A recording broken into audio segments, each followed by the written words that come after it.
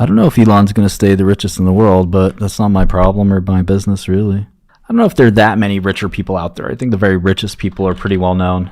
But yeah, there's always a couple stragglers that, didn't make their money necessarily through public companies. Public companies, you can basically do the math and see how much money people have, but you don't know how much money they have privately. I think Mayor Bloomberg is quite a bit richer than people think, for example. Yeah, there's Saudis, obviously. Saudis are weird, obviously, because of the shared money there. OpenAI, all the privates are down this year. I saw the marks for Discord, for example. Really, a lot of these stocks are getting smoked. The only private that's not down is 𝗓𝗏𝗧𝗓𝗓. And then I'm also interested in character AI. Hey, Duke, what's up? Man, Duke gets everyone mad. I didn't think 𝗓𝗓𝗧𝗓𝗓 was down too much. My broker is telling me it's very tight. Maybe from the all-time high, but it's holding up as what I understand. Epic sounds pretty good to me. Do you guys know who Donald Knuth is? The Art of Computer Programming. I don't think anyone's ever actually read this book. There are brokers that'll help you trade the private IPOs, actually. Yeah, all the privates are down. Yes, SICP, the homie from Replit, made some jokes about that. It was really funny. But yeah, I think the lead code quizzes are a little silly. What's more important is to, and again, this isn't me, this is my CTO. Can the person think procedurally and clearly in dividing, large programs into manageable parts? That's the important thing, right? It's very rare that you'll actually need to do some kind of weird leet code trick. Now, occasionally you will, right? I mean, but in most day-to-day problems, I think being able to think really abstractly over really complex systems and stitching them together, that's probably the biggest piece of the job. I work for a software company. I started coding when I was practically a baby, but I didn't take it seriously. Okay, the main thing, especially as AI encroaches, is systems engineering. Design and engineering systems, software systems that'll work, that'll be hardened, testing, things like that. What's the strategies? Those are more important than, quote unquote lead code. Sometimes there's an overlap though. Can I elaborate on what part exactly? I think that there's sort of traditional questions like scale, but I think what I'm really talking about is, can you build a system that is fault tolerant and can withstand a lot of, kind of changes and damages and also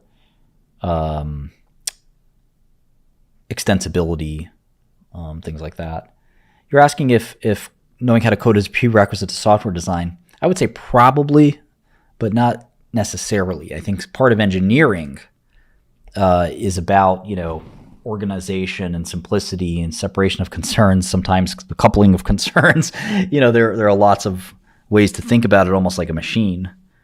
You're talking about having lots of different engines and tools and, making a topology that not just looks fancy, but works.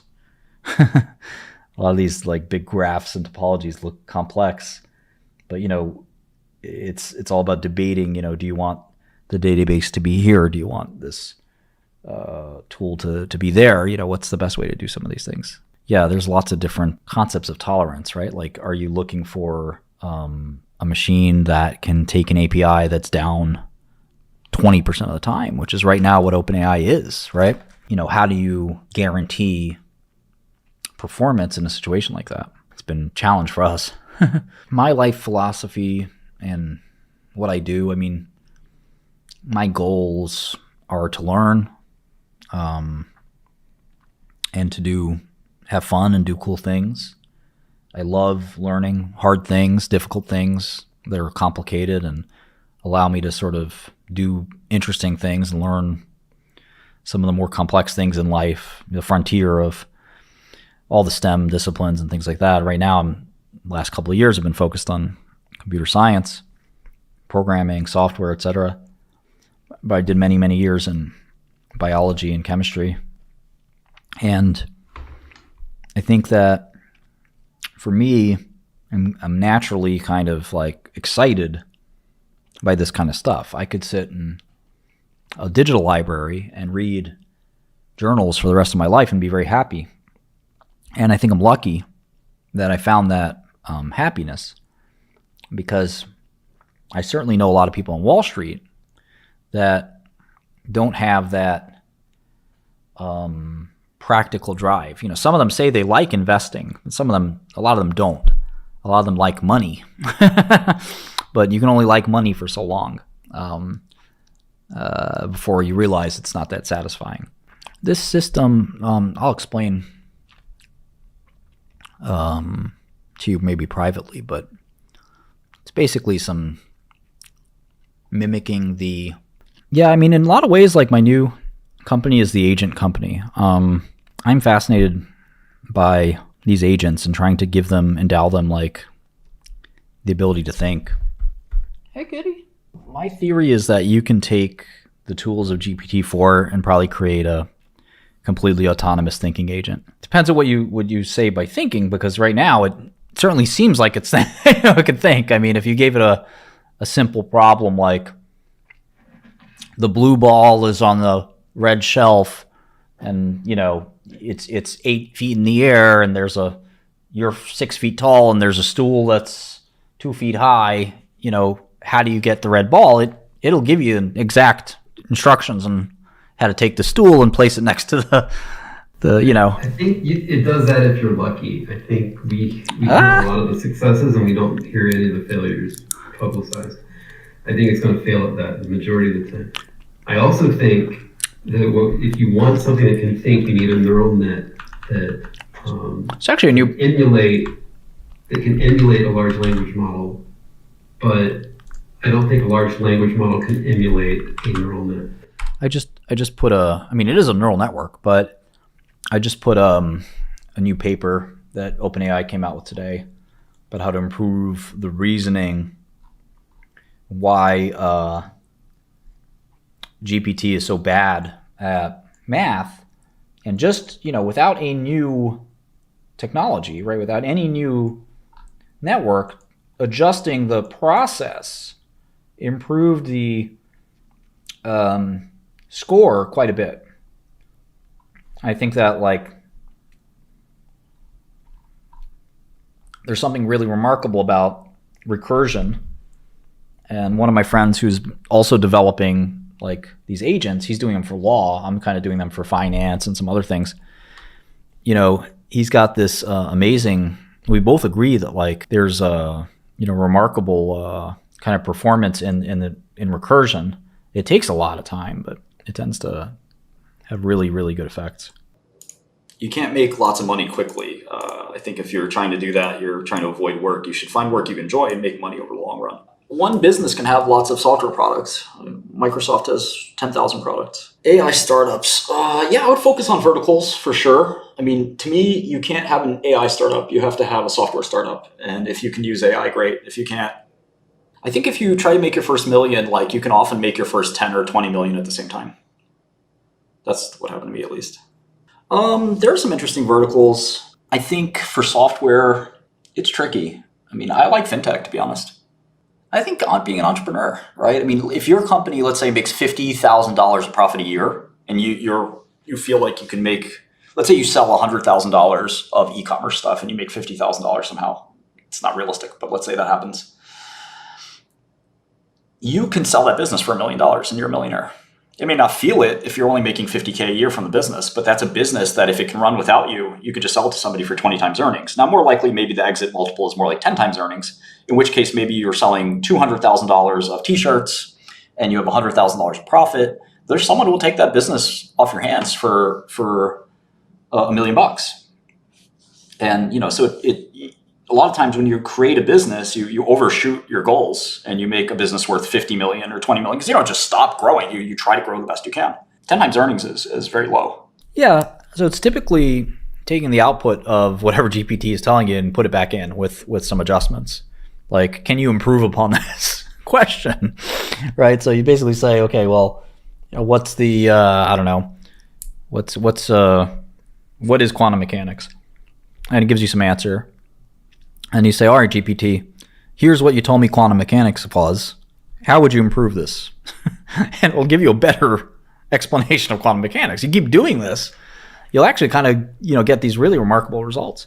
Yeah, a lot of people realize this right away. And some people called it critic actor and other models. And this sort of gave way to chain of reasoning and tree of thoughts and all kinds of other approaches to try to make it smarter and smarter and smarter. And I think that kind of what I've stumbled upon is that there's a lot of circuit elements that you can insert into this prompt circuit. It's no longer a prompt chain. I actually look at it as a whole circuit board where you have gates, you have resistors, you have capacitors, you have potentiometers, you have, I'm not much of an electronics guy, but you have all different circuit elements that you can use, including every logic element you can think of to chain and create logic and in a meta way. And so it's like pretty cool to watch that emerge. And, as I work on this financial agent, getting it to start to think has been a challenge for sure, but it's a very rewarding. Well, you'll have to wait and see. It's our like main product. So I can't go through it in too much detail, but you'll see kind of when it's ready. But, the idea of trying to make machines think is, there's a lot of sort of ways to think about doing that. And my friend who's in the legal world, the main function of an attorney is to sort of write a brief, basically.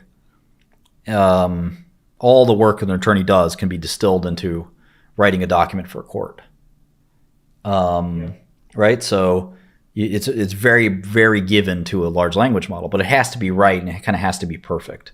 So yeah, I think that so I've basically spent, most of my waking hours since GPT 3.0 and 3.5 have come out using it. I think that, you have to make sure for important things, you're using GPT-4. The other thing I'd say is again, simple prompting, is insufficient for a lot of cases. Fine tuning is important. Understanding the LLM viscerally, helps a lot. Experience. Oftentimes you don't want to shove too much stuff in one prompt. In fact, the best performance for prompts I found is trying to make the smallest inferences possible. LLMs are good at, stochastic gradient descent for, hold on.